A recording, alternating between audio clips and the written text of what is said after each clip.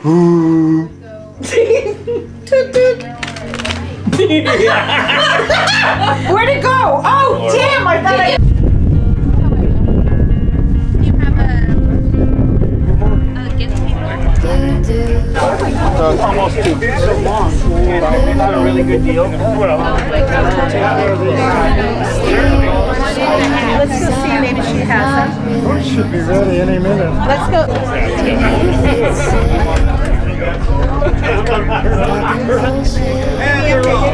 Oh yeah. Okay, let's see what we got here. Oh, down there. He's asking me who you were, and I'm like, that's my sister Christy. He's like,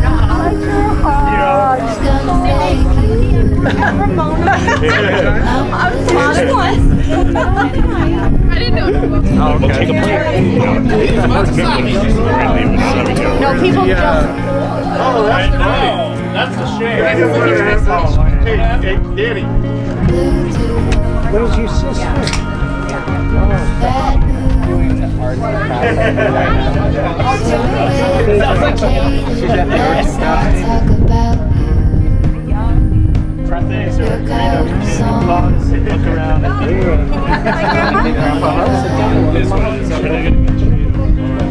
Are you hound dog tired singing all night long? Who's gonna save you? Who's gonna make you? You guys settled up? Through something? Is that bad? Like, I know my kids were impressed with it.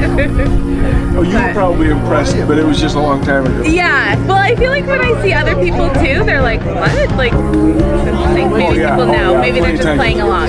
Yeah. You're silly. Yeah, because we didn't get you. Yeah, let's do it now. You're so silly. What do you want to do?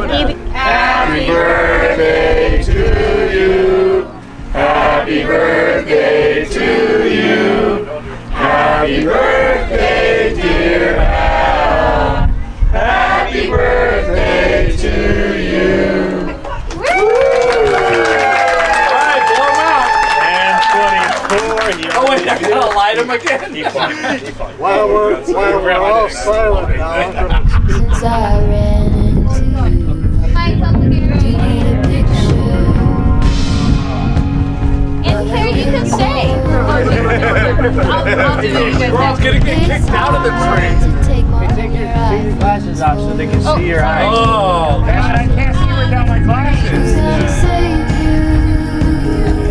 Okay, now everybody has to look the other way. Okay, which way do we look here? Cross-side! Cross-side!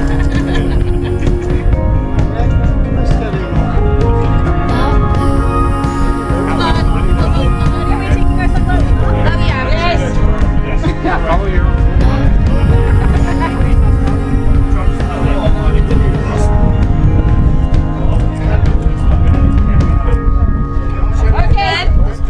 Drink van can. There we go. Now the great gift. 1, 2, 3. This guy. There we go. There you go. There you go. I had to cut everybody's knees off. Over here, guys. Okay, I need to scoot down. You gotta look this way. Yeah, that one. Got it? Do you need a Grandpa, fix? look at Sherry. I try to step up every now and then, but it doesn't work. There you go. That's later. It's hard seeing your eyes. Tell me whenever. Let me take off my sunglasses. I know. Who's gonna save you?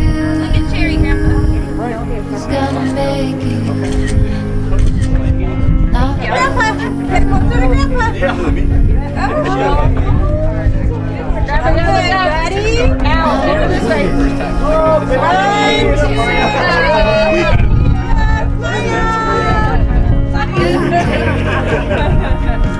Ready? Everybody smile and say cheeseburger. Okay, over here now. Sort of weird, jaded, but let's not talk about your All right, you guys. 1, 2, on a rerun. Are you hound dog tired singing all night long? Hey, this guy plays. Well, yeah, I'll pass it out.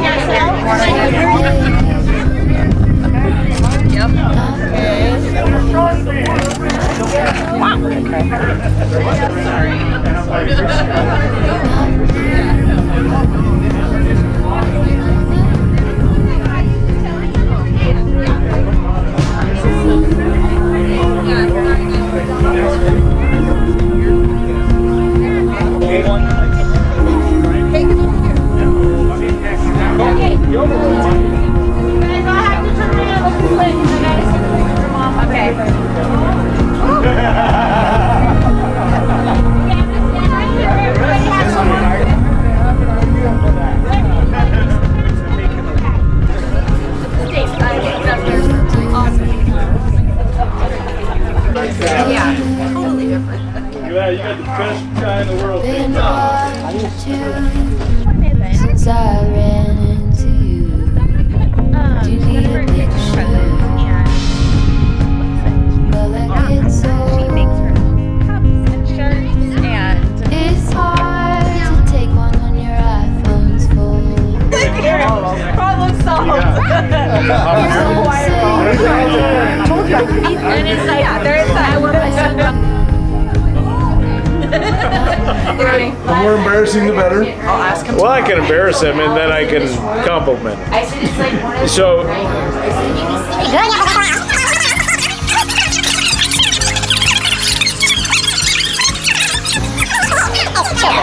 Yes, he is. I remember very distinctly being What you tell me? butt whipped by Al. Really? Yes. So, anxiety. And That's shocking. I don't remember being spanked by my mom. yes, and he Obviously, spanked me it's meant to be. because I was probably my ornery self, I'll admit. I don't know what age I would have been.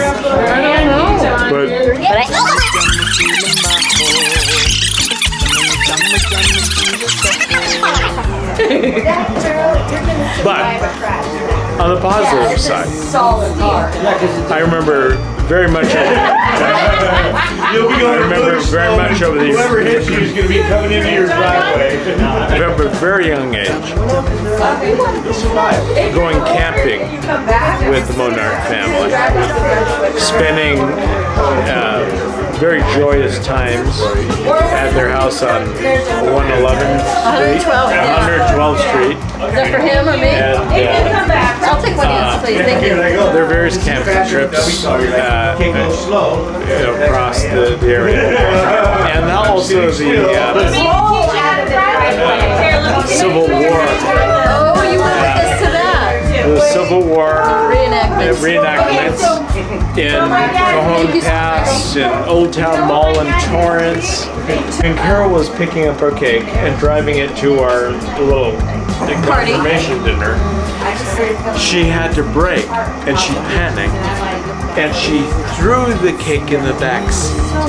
Is the true story. Oh! It didn't shuffle off the seat. She threw it in the freaking back seat. That is the truth. I'm gonna have to thank her for tossing my cake. She tossed the cake. What do we need? No. Not this. And you were not a smoker, so it's gonna burn. Whoa. Is that cigarette still lit? Yeah. Not his hope. Okay, Yeah, I see you, Jerry. handkerchief. Hold it. Watch. He ain't ready yet. You gotta watch. Push the depression. Watch him. Watch him. Drop the lid in. The lid end down. Yep, ashes down. No. Did you burn it? You're gonna have to buy him a new Oh, yeah, okay. Oh, It's on you. It's in there. You did it. I'm gonna You did it. It was in your. push it out. Oh, yeah. You guys Well, He's gonna do some grinding. hold the corner. Hold the corner. Slowly, real slow. oh, he went too fast. What'd you do with it, Dave? Do it again. Punch him right through the. Put Whoa, cigarette. whoa. Yeah, I'll hand it to him. I got the Do handkerchief it. You here. gotta do it again. No. You can figure it out. I'll let Dave do it. Okay. I've got to push the depression. Ashes down. Put it in. That's good. Ouch. Yeah, hold his wrist. I'm sorry. Here, let me hold his wrist. So he doesn't have a rubber band. Okay, It's still there. I see the cigarette butt. I'm gonna push it down in. On my forehead. It's not in. I gotta put it in. Oh, he put it in the wrong hole? He always does that. I Look heard. at that. He's lit up. Oh, shit. That's called Wahoo. Yeah.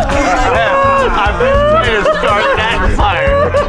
I'm gonna push it down in there. Don't you feel love, Dave? Okay.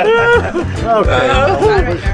Push it down. Doug, he's really pushing it going right now. And then That cigarette stinks. I'm killing you. Oh, you can make him pull on it again? Pull it. Tug it. Make her pull on it. slow. Make her pull on it. Slow and sure. Oh. He went too fast. It's gone again. You suck. You went so fast that it disappeared. Hey, to behind your ass is something burning. Why are you looking? Or maybe behind somebody else. Maybe your ass is just burning. Hey, where the fuck? Come on. Oh, wait a minute. Yes. Okay.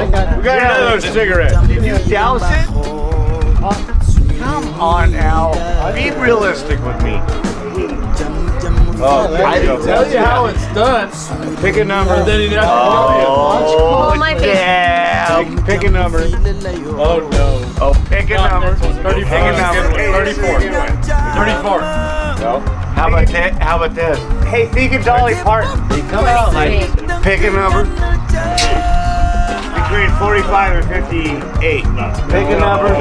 Yes. You. They're telling you to pick a number. Pick a number. Ain't it great? Pick a number. What? You pick a number. 72. Wait a minute. Oh, yeah. I can't see what I'm doing here, so. I don't know if Dad can do that. He's so Under close, though. 50.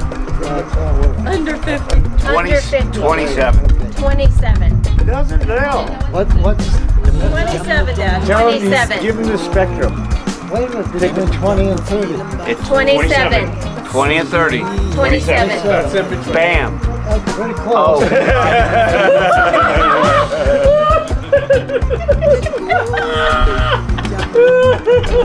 I think that's 27, man.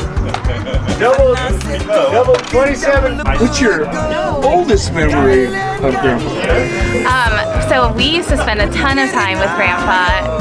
He used to watch me, Daniel, and Jordan when we were younger, and we were running in this exact backyard, just running around. And I remember one time the boys had teamed up on me, and I told on the boys, and Grandpa said, "That's it, like, we're not gonna do something," and Daniel was so mad at me, but I was definitely one of Grandpa's favorites, I feel like. I was his little sweetheart when I was younger with the two boys. But just spending time with Grandpa, me and Jordan used to call him the magic bingo garage sale Grandpa. Like, there were just so many things. Like, we would go to his softball games, we would watch his magic shows. He always had something going on. So yes, fishing, that's another one. Fishing, bingo, magic, softball, garage sales. He took me probably to my first Dodger game before, and we ate peanuts, and yeah, I have a lot of good memories with Grandpa. Yeah. One of my favorite memories was we were having a party next door. My family was over and Grandpa was doing his magic show. And one of the best moments was he had my brother, I forget what the trick is, but he has to hold the cup like on his pants or something. And Grandpa poured the water down his pants. Everyone started laughing. But all around, he's always been, kind-hearted and always getting the kids up for Easter and little presents, little knickknacks here and there. So it's always a fun time with Grandpa. Going to the Dodger games, peanuts. I mean, it's always been fun. Yeah. It's great. And go. Your first memory of Grandpa? Ooh. I don't know if I have my first memory because I have a lot of pictures that are old ones that remind me of him.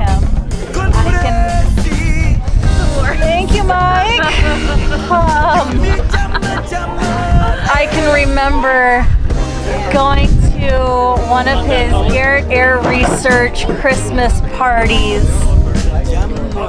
I don't know where it was at, but it was a big auditorium, and there was like some of the people that played the Munchkins in the Wizard of Oz, like they were out there as the elves for Santa, and it was like a big old Christmas party. And I remember, God, I had to have been, I don't know, 3 maybe? That's an early memory. Going to Disneyland, I know I had to have been younger than that, but I have pictures, and I remember going to Disneyland for company picnics, and I don't know, just... So have you ever seen Grandpa do magic? Oh God, all my life, it's just always been.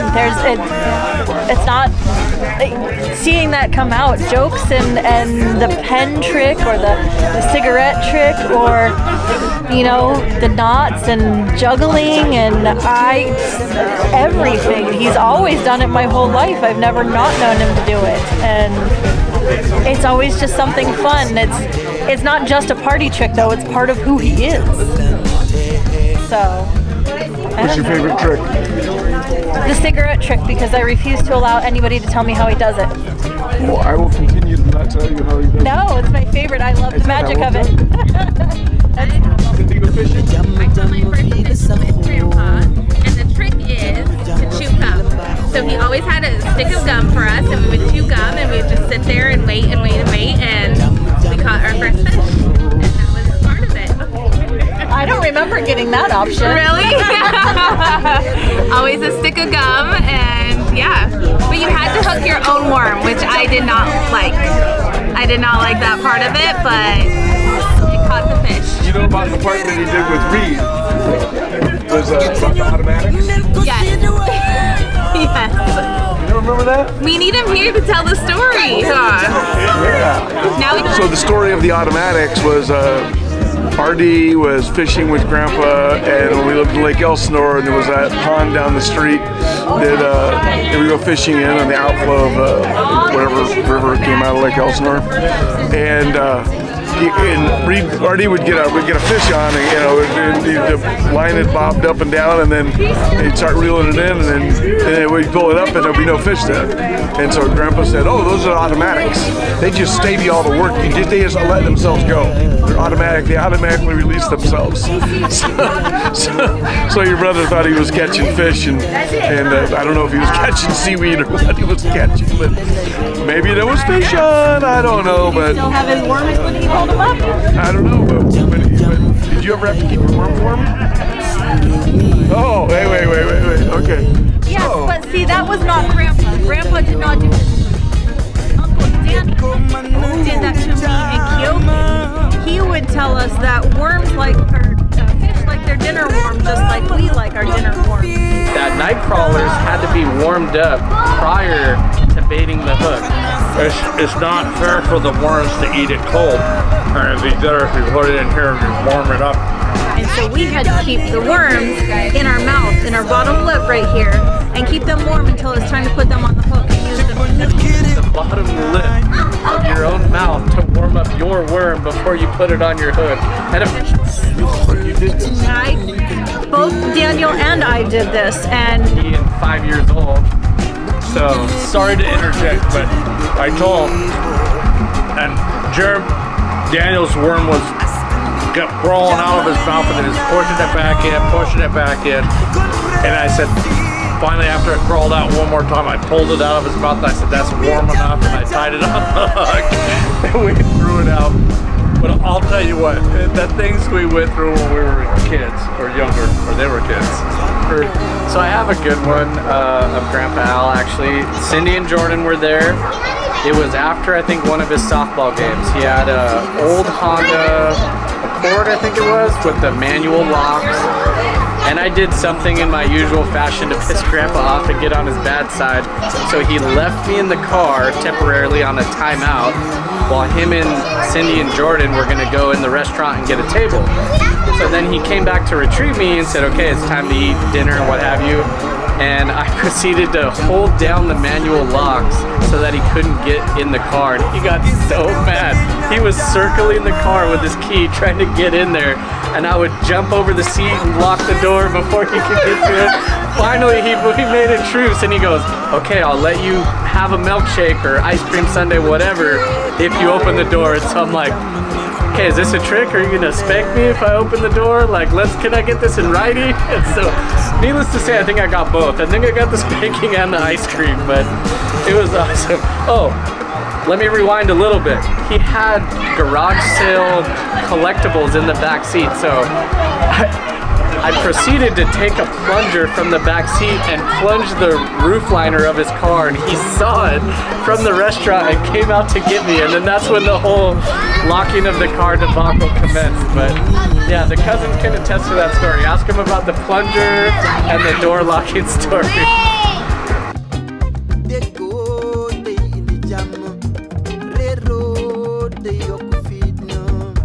Xanaa seetoo ba kenn jàmm la bëgg